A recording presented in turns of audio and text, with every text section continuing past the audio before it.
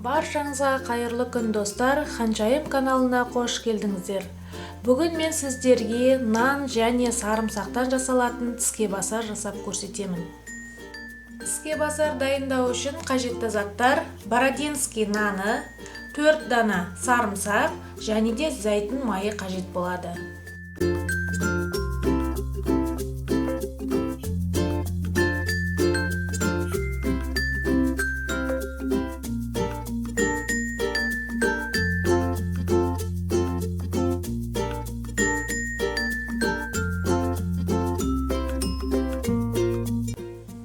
Осылайша етіп турап аламыз.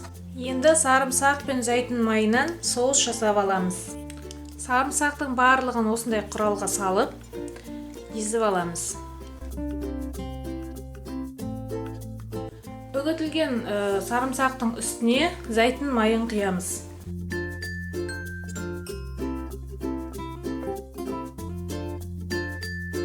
Соусты дайындап болдық. Қызып тұрған табаға 2 қасық май құямыз.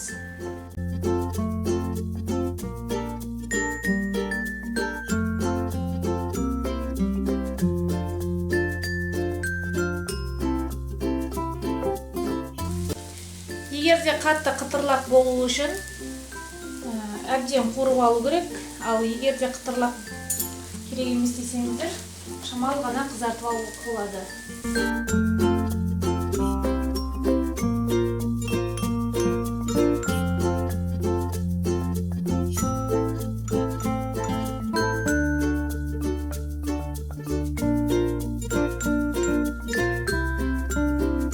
Осылайша етіп қызартып пісіріп аламыз. Дайын болған қуырылған нандарға соустарды жағып шығамыз.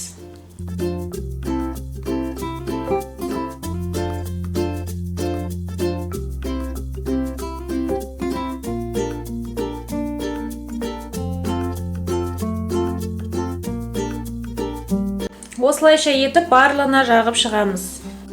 Достар, тіскебасар дайын болды, өте керемет болып шықты.